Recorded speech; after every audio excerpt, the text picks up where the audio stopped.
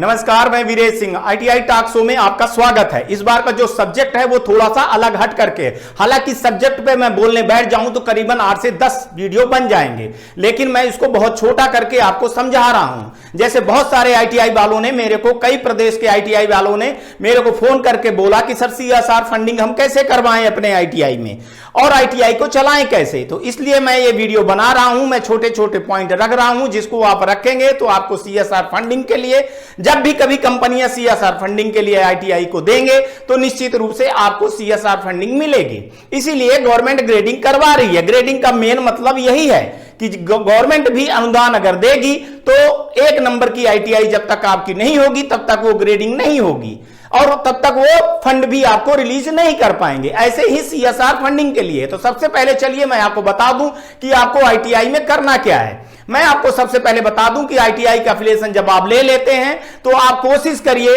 कि आईटीआई को चलाने के लिए थोड़ी सी चीजों को, बहुत थोड़ी सी चीजों को ध्यान दीजिए। जैसे क्लासरूम जो आपका बन रहा है उस क्लासरूम में आप देखिए कि पेंटिंग से लिखा हुआ हो, पेंट से लिखा हुआ हो किसका क्लासरूम है, इलेक्ट्रिकल का क्लासरूम है या फिटर का है, डीजल का है, जिसका भी है उसको आप लिखिए। इसके बाद जो कुर्सियां हैं, टेबल है, आप ऐसा करिए कि 12 इधर करिए, 12 इधर करिए तो 24 हो जाएगी और 2 कुर्सियां बीच में रखिए और उसमें नंबरिंग कर दीजिए 1 2 3 4 5 6 7 8 करके। और जहां पे टीचर बैठता है उसको भी नंबरिंग कर दीजिए। बोर्ड लगाइए, बोर्ड के आसपास में कुछ स्लोगन लिख दीजिए, साफ सफाई का ध्यान दीजिए। ऐसे ही आप लैब में करिए। लैब में आप चाहें तो महात्मा गांधी की फोटो, विश्वकर्मा की फोटो या और किसी की फोटो आप उसमें लगा सकते हैं, स्लोगन लगा सकते हैं। आप अपने मशीन पे पेंट के थ्रू से आप वहां पे लिख सकते हैं कि क्या क्या चीजें हैं। जहां मशीन लगी है, इलेक्ट्रिकल की मशीन लगी है, वहां रबड़ होना चाहिए।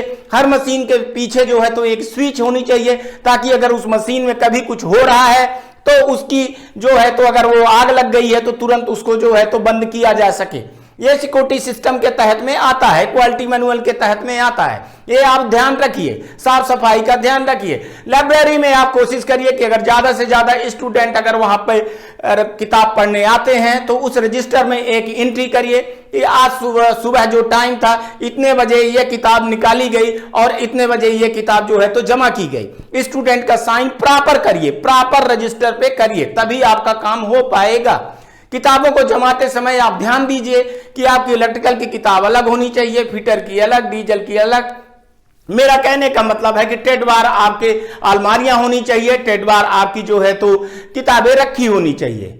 इसके बाद आप स्टाफ रूम में आइए तो स्टाफ रूम में भी सेम ऐसी चीजें होनी चाहिए। हर स्टाफ के बैठने की जगह होनी चाहिए, बाथरूम होना चाहिए और उनका एक अटेंडेंस रजिस्टर होना चाहिए।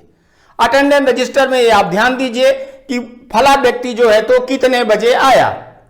सपोज अगर वो 10 बजे आता है तो वहां पे अपनी वो साइन करेगा और 10 बजे का टाइम डालेगा। जितने बजे वो जाता है उतने बजे का वो टाइम डाले और उसको फिर वेरीफाई संचालक, डायरेक्टर और प्रिंसिपल करे। ये रजिस्टर रखिए। अगर आप जो है तो थंब वाला करते हैं तो उससे बेहतर कुछ नहीं हो सकता है, वो आपके लिए बोनस मिलेगा। नोटिस बोर्ड लगाइए। नोटिस बोर्ड पे जो है तो सबसे बड़ी चीज है कि एडमिशन पॉलिसी का एक बोर्ड बनवाइए जिसमें एडमिशन पॉलिसी के बारे में लिखिए कि आप कितना एससी को एडमिशन दिए हैं, कितना ओबीसी को देते हैं, कितने जर्नल को देते हैं, कितने भूतपूर्व सैनिक को देते हैं, कितना महिलाओं के लिए देते हैं, क्या क्या है आपकी पॉलिसी है। वो आपको एक फ्लैक्स बनवा करके लंबा सा बोर्ड लगवाना चाहिए। नोटिस बोर्ड पे ध्यान देना चाहिए कि जो कंपनियां आती हैं उनके फोटोग्राफ होने चाहिए। जो स्टूडेंट पास आउट हो चुके हैं मेरिट लिस्ट में उनकी भी फोटो होना चाहिए। जैसे कैलेंडर, साल भर की कितनी छुट्टियां हैं वो छुट्टियों को अंकित करते हुए एक नोटिस बोर्ड आपका होना चाहिए। ऐसे ही बिजली का अगर कनेक्शन है तो वहां पे खतरे का बोर्ड होना चाहिए। स्टाफ का एक बोर्ड लगा रहना चाहिए जिसमें नाम, टेड बार, उनका मोबाइल नंबर, ये सारी चीजें, जानकारी आपको बोर्ड पे लगाना होगा। अगर आप ये सब कुछ करते हैं तो निश्चित ही सीएसआर फंडिंग के लिए आप तैयार हो जाइए। इसके अलावा खेल का मैदान होना चाहिए। खेल के मैदान अगर आपके पास नहीं है तो आप एमओयू साइन कर सकते हैं। मैंने फिर वही बताया कि 500 रुपए में एमओयू साइन करिए किसी कॉलेज वाले के पास या गवर्नमेंट के साथ में और वहां की फोटोग्राफ और मेल रखिए। किस तारीख को आपने मेल किया है वो मेल, फोटो, वीडियोज और खेल के कार्यक्रम के पीछे आप अपने कॉलेज की, सोसाइटी का बैनर जरूर लगा करके रखिए। इसके अलावा आप चाहें तो बाथरूम को बहुत अच्छे से रखें, और रखना ही पड़ेगा, पानी पीने की व्यवस्था रखें। और लड़कियों के लिए अगर हो सके तो एक कॉमन रूम अलग से बनाइए, उसमें 2-3 अलमारी दीजिए ताकि वो अपनी जरूरत की सामान भी उसमें रख सकें। मेडिकल का रूम एक बनवाइए जिसमें कम से कम एक पलंग और बेसिक चीजें उसमें होनी चाहिए, कुछ दवाइयां, पट्टी, मरहम आदि होना चाहिए। खास तौर से आप इसको ध्यान दीजिएगा। जनरेटर रखते समय आप ध्यान दीजिए कि उसका स्मोक पाइप जो है तो किस तरफ होनी चाहिए। आपको बिजली के लिए आजकल एक सोलर का भी आपको निर्माण करना चाहिए। सोलर को भी अब बोल दिया गया है कि 50% आपको एनर्जी जो है तो सोलर के थ्रू से रखनी चाहिए। तो ये सब सारी चीजें करेंगे तो आपको CSR फंडिंग या कोई गवर्नमेंट फंडिंग होती है वो सब कुछ आपको मिलेगी। वेबसाइट जरूर बनाइए, वेबसाइट में सारी चीजें डालिए, एडमिशन पॉलिसी डालिए, आपके जितने स्टाफ हैं उनका नाम, फोटोग्राफ, क्वालिफिकेशन, ये सब चीजें डालिए। इसके साथ में जो स्टूडेंट आपके चले गए हैं, जैसे 2017 में जो स्टूडेंट पास आउट हुए हैं उनका फोटो रखिए। अगर उनका फोटो नहीं रख पाते हैं तो नाम रखिए। और लेकिन जो प्लेसमेंट हुए हैं, जिसको कंपनियां ले गई हैं, उनको आप फोटो, पिता का नाम, मोबाइल नंबर और नाम, और किस कंपनी में गए हुए हैं, कितने पैकेज में गए हैं, ये आप अपने वेबसाइट में रखिए। क्योंकि कंपनियां जो है तो जो CSR फंडिंग करेंगी वो सबसे पहले आपकी वेबसाइट देखती हैं। वेबसाइट में सारी चीजें आपकी बिल्कुल होनी चाहिए, झूठ कुछ भी नहीं होना चाहिए, आप इतना ध्यान रखिए। क्योंकि जो वेबसाइट बोलती है वही वो चीज समझते हैं, इसलिए उसमें सारी चीजें होनी चाहिए। डायरेक्टर का मैसेज होना चाहिए, प्रिंसिपल का मैसेज होना चाहिए। और हां, आप IMC कमेटी बनाना मत भूलिए। IMC कमेटी के बारे में भी वेबसाइट में डालिए और एक नोटिस बोर्ड भी लगाइए जिसमें आपके JD होते हैं, JD को ले लीजिए। एक एम्प्लॉयमेंट ऑफिसर होता है, आपका प्रिंसिपल होता है, सीनियर एक जो है तो आपका इंस्ट्रक्टर होता है, और एक आप इंडस्ट्रियल को रख सकते हैं। 5-6 लोगों की कमेटी बनाइए और हर काम जो करिए तो IMC कमेटी को जरूर बताइए। उसको एक चुनाव करिए, उसकी फोटोग्राफ रखिए। जैसे आपको कोई सामान लेना है तो IMC कमेटी में जाए, IMC कमेटी से फिर फला फला ये टेंडर हो, 3 आपको जो है तो टेंडर मंगवाइए। टेंडर मंगवा करके देखिए, कोटेशन मंगवा करके कि जिसमें सबसे कम हो उसको आप सामान लीजिए। अब ये जानकारी आप JD को भेजिए। मैं आपको बता दूं कि ITI का ये पहला नियम है कि जब ITI का एफिलिएशन हो जाता है तब आपको कोई भी सामान लेने और चेंज करने के लिए आपको JD को बताना पड़ता है। ये आप समझ लीजिए। अगर आप स्टाफ चेंज करते हैं तो स्टाफ को भी IMC कमेटी में करिए और सबको मेल करिए और बताइए कि हाँ फला फला दिन को मैंने ये चीजें की थी। स्टाफ को जब आप रखते हैं अपने पास तो अपॉइंटमेंट लेटर से लेकर के ज्वाइनिंग लेटर में जरूर लिखिए कि आपको कितनी सैलरी मिल रही है, कितना TADA आपको मिलना है, कितने बजे आप आएंगे, ये सारी चीजें लिखिए। जब वो छोड़ करके जाता है तब उसको NOC और उसका रिलीविंग लेटर दीजिए। वो सारी चीजें IMC कमेटी को बताइए, मेल के थ्रू बताइए और रजिस्टर के थ्रू से भी ले जाकर के आप साइन करवाइए। ये सब सारी चीजें आपको करना चाहिए। अगर आप ये सारी चीजें करते हैं तो निश्चित ही आप गवर्नमेंट के और CSR फंडिंग के लिए आप तैयार रहेंगे, आप अपने आप को अपडेट रखेंगे। एडमिशन में पॉलिसी में मैंने जैसे आपको बताया कि एडमिशन पॉलिसी कैसे करना है, वैसे ही मैं आपको बता दूंगा। ये सारी सब चीजें करते हैं तो आपका एडमिशन में भी बहुत बड़ा फर्क पड़ता है। क्योंकि आज की डेट में लोग गूगल में सर्च करते हैं, गूगल में जब सर्च करते हैं तो आपकी वेबसाइट का नाम आना चाहिए। ऐसे ही आप अपने फेसबुक का पेज बनाइए। फेसबुक के पेज में आप जो जो चीजें कर रहे हैं, 15 अगस्त कर रहे हैं, 26 जनवरी कर रहे हैं, विश्वकर्मा जयंती कर रहे हैं, उसमें आप उसकी फोटो लगाइए, उस कार्यक्रम को आप दिखाइए और उस कार्यक्रम को आप पोस्ट भी करिए।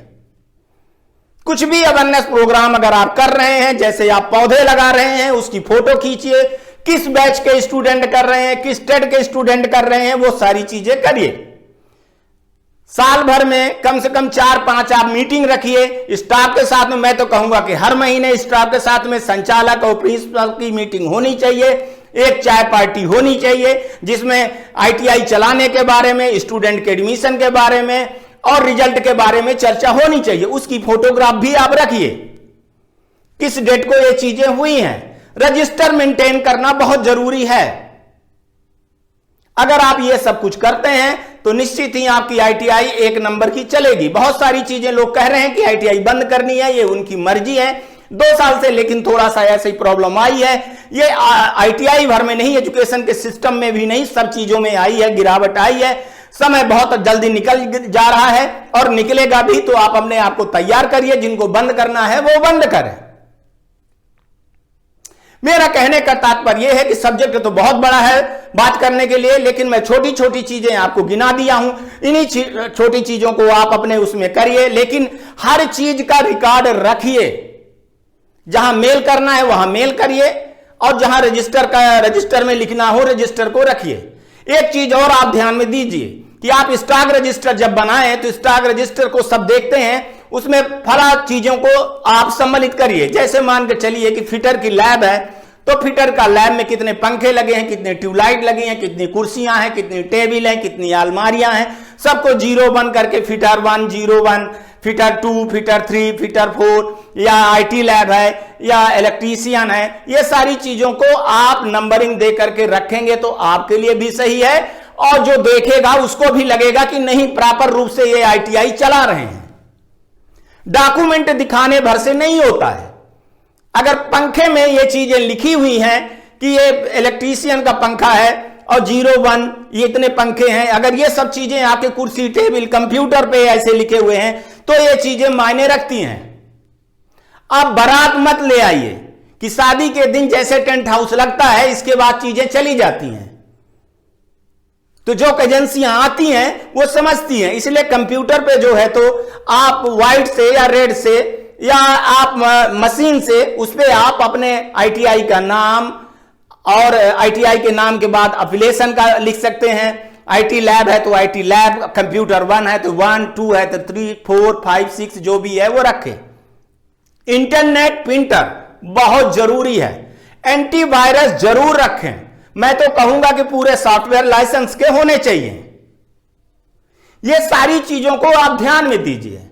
ऐसे ही टूल्स वाला रजिस्टर एक बहुत जरूरी है। वो सीएसआर फंडिंग में ये चीज देखी जाती है कि कितने बजे, जैसे मान के चलिए कि 11 बजे कोई इलेक्ट्रीशियन का बच्चा आया है, उसको आप टूल सप्लाई दे रहे हो, तो टूल्स 11 बजे ये चीजें ले गया 5 चीजें, और वो 3 बजे प्रैक्टिकल खत्म हुई तो उस चीजों को उसने लौटाया। इनकमिंग और आउटगोइंग दोनों चीजें होना चाहिए।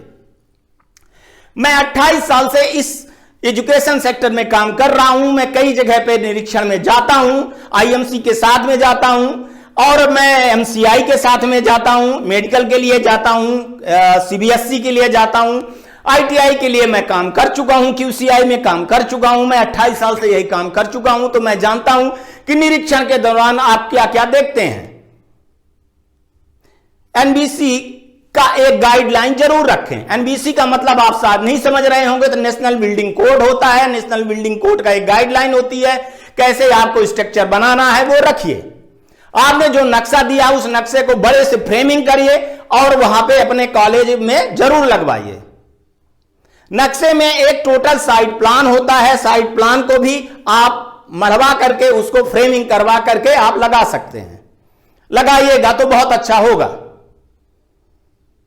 और आगे मैं आपको इन चीजों के बारे में बताता चलूंगा, लेकिन अभी थोड़ा सा समय मेरे पास कम है, तो मैं आपको बता रहा हूं कि इतनी ही चीजें आज मैं यहीं पे बता करके समाप्त करूंगा। और आगे चल करके मैं आपको रीअफिलिएशन बहुत जरूरी है, इसलिए रीअफिलिएशन का दूसरा मैं वीडियो बनाने जा रहा हूं।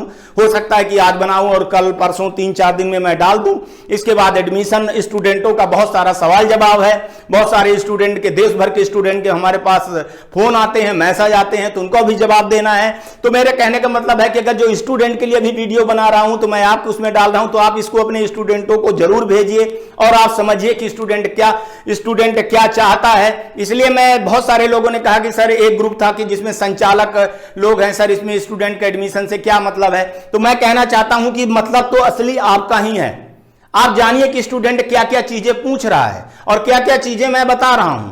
अगर स्टूडेंट वो चीजें पूछ रहा है, मैं आपके पास ले आ रहा हूं, तो वो आप कमियां दूर कर सकते हैं। इसलिए इस वीडियो को देखिए और अगर आपको कुछ कहना है तो कमेंट करिए। अगर आप अपना कुछ वीडियो ले आना चाहते हैं और सोचते हैं कि इस वीडियो को मैं आपको YouTube पे दिखाऊं या अपने चैनल पे दिखाऊं या अपने वेबसाइट पे दिखाऊं, तो आपका स्वागत है। आज तक के लिए इतना ही। आप अपने आसपास सफाई रखिए। इस कोरोना के महामारी की बीमारी में बहुत जल्दी सब कुछ ठीक हो जाएगा। आप अपना भी ध्यान रखिए, औरों का भी ध्यान रखिए। जय हिंद।